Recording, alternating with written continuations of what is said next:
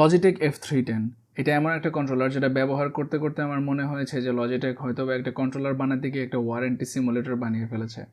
4বার আমি ফেস করেছি stick drift, 4বারই তারা রিপ্লেস করে দিয়েছে। অস্বস্তিকর হ্যান্ড ফিলিং অ্যান্ড অ্যানালগ স্টিকগুলো ইউজ করতে গেলেই কোয়ালিটির প্রশ্ন মাথায় চলে আসে, তার উপর দিয়ে নেই কোনো ভাইব্রেশন। আপনি যদি 2026 সালে এসে এই লজিটেক F310 কন্ট্রোলারটা কেনার কথা একবারও চিন্তা করে থাকেন, তাহলে এই ভিডিওটা শেষ পর্যন্ত দেখেন। আশা করি আপনার টাকা আমি বাঁচিয়ে দিতে পারবো। আসসালামু আলাইকুম টেক পিপল, ওয়েলকাম টু টেকসেক।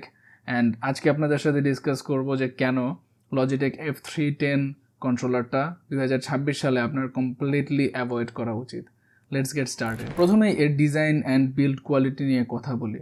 এর ডিজাইনটা দেখলে আপনার কাছে একদম রেট্রো একটা কন্ট্রোলারের মতো ফিল হবে, লাইক আরও 10-12 বছর আগের। আপনি প্রবাবলি PS3 এর যে কন্ট্রোলারটা ছিল ওইটা দেখলে এটার সাথে মিলাতে পারবেন, বিকজ এটা অ্যাকচুয়ালি অনেক পুরাতন একটা কন্ট্রোলার। এই কন্ট্রোলারটা অ্যাকচুয়ালি মার্কেটে এসেছিল আরও প্রায় 10-15 বছর আগে। সো ডিজাইনের কথা চিন্তা করতে গেলে এটা অ্যাকচুয়ালি খুবই ব্যাকডেটেড ফিল হয়।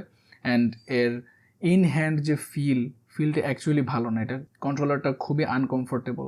আপনি লং টাইম যখন গেমিং করবেন এটা দিয়ে আপনার হাতে অ্যাকচুয়ালি আপনি পেইন অনুভব করতে পারবেন, আপনার হাতে আপনি স্ট্রেস অনুভব করতে পারবেন। বর্তমানে যেখানে এক্সবক্স স্টাইলের অথবা ডুয়েল সেন্সের মতো আর্গোনমিক শেপের কন্ট্রোলারগুলো অ্যাভেলেবল মার্কেটে, সেখানে অ্যাকচুয়ালি এইটা খুবই খারাপ আর্গোনমিক্সের দিক থেকে। বিল্ড কোয়ালিটির কথাই যেহেতু বলছি, তাহলে প্রথমেই মেনশন করতে হবে এর কোয়ালিটি কন্ট্রোল নিয়ে।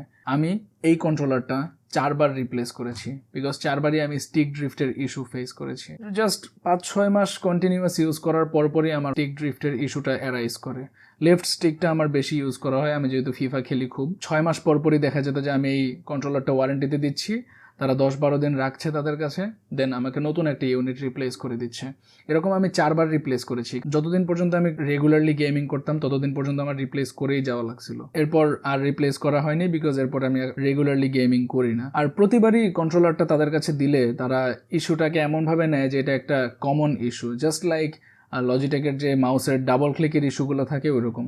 আই থিঙ্ক লজিটেকের অ্যাকচুয়ালি কোয়ালিটি কন্ট্রোলে আরও বেশি এফোর্ট দেওয়া উচিত। প্রথমবার যখন এই স্টিক ড্রিফটের ইস্যুটা আমি ফেস করেছি তখন মনে হয়েছিল যে আমি একটা ফল্টি ইউনিট হয়তো বা পেয়েছি। দেন সেকেন্ড টাইম যখন আবার ফেস করলাম তখন মনে হলো যে আমার কি অ্যাকচুয়ালি লাকটা খারাপ।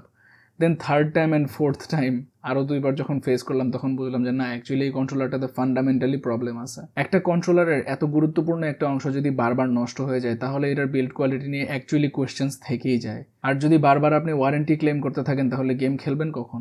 সাপোজ আপনি একবার ওয়ারেন্টি ক্লেম করলে তো 10-15 দিনের আগে আপনি এই কন্ট্রোলারটা আর পাচ্ছেন না। সো এই 10-15 দিন আপনি কিভাবে কন্টিনিউ করবেন? সেই দিকগুলো বিবেচনা করলে অ্যাকচুয়ালি এই কন্ট্রোলারটা খুবই খারাপ একটা কন্ট্রোলার অ্যাকচুয়ালি এই সময়ে এসে। তারপর এর অ্যানালগ স্টিকের কথাই যেহেতু বলছি, অ্যানালগ স্টিকের যে রাবার গ্রিপগুলো আছে এই গ্রিপগুলো খুবই খারাপ। আপনি যদি কন্টিনিউয়াসলি ইউজ করতে থাকেন তাহলে এই গ্রিপগুলো একদম ক্ষয় হয়ে আপনার ভিতরের যে প্লাস্টিক পার্টটা আছে সেটা বের হয়ে যায়।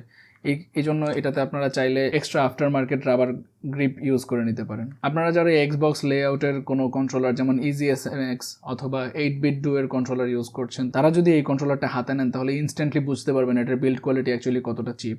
অ্যাকচুয়ালি এটা লজিটেককে কমপ্লিটলি দোষ দিয়ে লাভ নেই, বিকজ 10-15 বছর আগে অ্যাকচুয়ালি এই প্রাইসের আশেপাশে কোনো ভালো তেমন কন্ট্রোলার ছিল না। এই কন্ট্রোলারটাই একমাত্র রাজত্ব করতো। 10-15 বছর কেন, ইভেন 3-4 বছর আগেও এটার কোনো রাইভাল ছিল না যখন আমি এটা কিনেছিলাম। আমার প্রথম ইউনিটটা আমি প্রায় 2 বছরের মতো ইউজ করেছিলাম, তারপর নষ্ট হয়ে গিয়েছিল। বাট পরবর্তীতে যে ইউনিটগুলো আমি কিনলাম 2022 সালে, সেই ইউনিট থেকে আমি রিপ্লেসমেন্ট পর্যন্ত যেগুলো পেলাম সবগুলোরই বিল্ড কোয়ালিটি কোয়েশ্চেনেবল ছিল। আমি যখন 2022 সালে কিনেছিলাম তখন কন্ট্রোলারটার প্রাইস ছিল 1700 থেকে 1800 টাকার মতো। বাট বর্তমান মার্কেটে দেখলাম এই কন্ট্রোলারটা প্রায় 2600 থেকে 2700 টাকায় সেল হচ্ছে, যেটা আমি রিসেন্টলি অ্যাকচুয়ালি স্টারটেকের একটা বুস্ট করা পোস্ট থেকে দেখে জানতে পারলাম।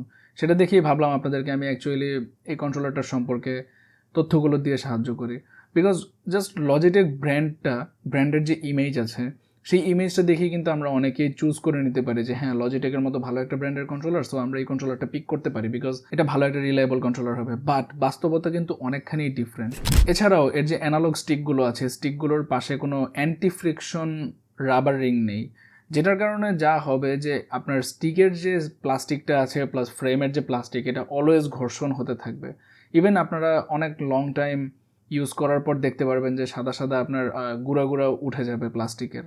সো এটা দেখে আপনারা বুঝতেই পারবেন যে আপনার কন্ট্রোলার ক্ষয় হয়ে যাচ্ছে লিটারালি। অ্যান্ড অ্যান্টি ফ্রিকশন রিংগুলো না থাকার কারণে কন্ট্রোলারটা কিন্তু আপনারা যখন স্টিকগুলো মুভমেন্ট করবেন বা যে কোনো গাড়ির গেম হোক বা ফিফা হোক, স্পেশালি ফিফা, এই টাইপের গেমগুলোতে যখন আপনারা স্টিকগুলো অনেক বেশি ইউজ করবেন তখন কিন্তু অ্যাকচুয়ালি প্রবলেমটা আপনারা কমপ্লিটলি ফেস করতে পারবেন যে এই জিনিসটা খুব একটা স্মুথ না। সো আপনাদের কাছে এটা একটু অস্বস্তি লাগতে পারে।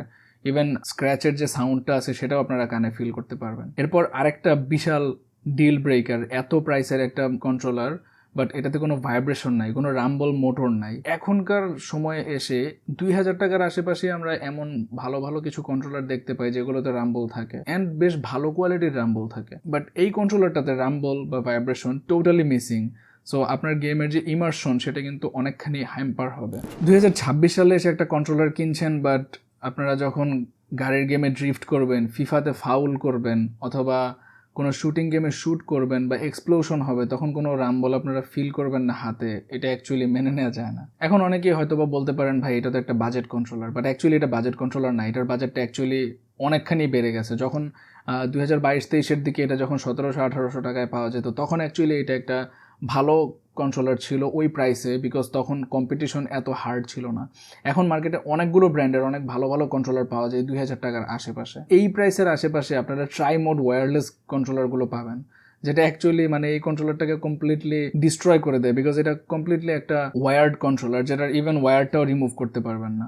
যদিও ওয়্যার কোয়ালিটিটা বেশ ভালো, বেশ লম্বা, প্রায় 3 মিটারের মতো লম্বা, বাট স্টিল এটা একটা ওয়্যার্ড কন্ট্রোলার। যেখানে এর কম্পিটিশনের সবগুলো কন্ট্রোলারের মধ্যেই অলমোস্ট ট্রাইমোড সাপোর্ট আছে, ভাইব্রেশন আছে, বেটার আর্গোনমিক্স আছে, সেখানে অ্যাকচুয়ালি এই কন্ট্রোলারটা কেন আপনারা চুজ করবেন সেটার কোনো আমি রিজন দেখি না। আজকে বাজারে এই প্রাইসের আশেপাশে ডেরিওর একটা কন্ট্রোলার আছে H100, তারপর EZSMX এর কিছু কন্ট্রোলার পাওয়া যায়, 8-bit ডো এর কিছু কন্ট্রোলার আছে যেগুলো বেশ ভালো। সেই কন্ট্রোলারগুলো রেখে কেন আমি একটা ওয়ায়ার্ড ভাইব্রেশন ছাড়া, বাজে আর্গোনমিক্সের, বাজে বিল্ড কোয়ালিটির অ্যান্ড মোস্ট ইম্পর্টেন্টলি আনকমফোর্টেবল একটা কন্ট্রোলার কিনবো? সেটা অ্যাকচুয়ালি আমার কাছে ডাজন্ট মেক এনি সেন্স। সব মিলিয়ে আমার মতে লজিটেক F310 এমন একটা কন্ট্রোলার যেটা অ্যাকচুয়ালি লজিটেকের ব্র্যান্ডের নামের উপরই এখনো দাঁড়িয়ে আছে, অথবা মানুষ এখনো এই জন্যই এটাকে প্রমোট করে। আজকে যদি কেউ আমাকে এসে জিজ্ঞেস করে ভাই লজিটেক F310 কন্ট্রোলারটা কেমন, আমি কেমনের উত্তর দেওয়ার আগেই বলবো যে ভাই কেনার দরকার নেই, বিকজ এই কন্ট্রোলারটা অ্যাকচুয়ালি খুবই বাজে ভ্যালু ফর মানি।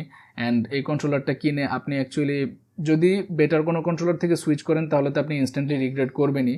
আর যদি বেটার কোনো কন্ট্রোলার থেকে সুইচ না করে এটা আপনি কিনে থাকেন তাহলে হয়তো আপনি অত বেশি ফিল করবেন না, but as soon as you pick something else you will know the difference. তবুও দিন শেষে আপনার টাকা আপনার। তাও আমি বলবো যে আপনি যদি লজিটেক F310 কনসিডার করে থাকেন তাহলে অ্যাটলিস্ট আপনি কম্পিটিশনগুলোতে একটু রিসার্চ করে নিন।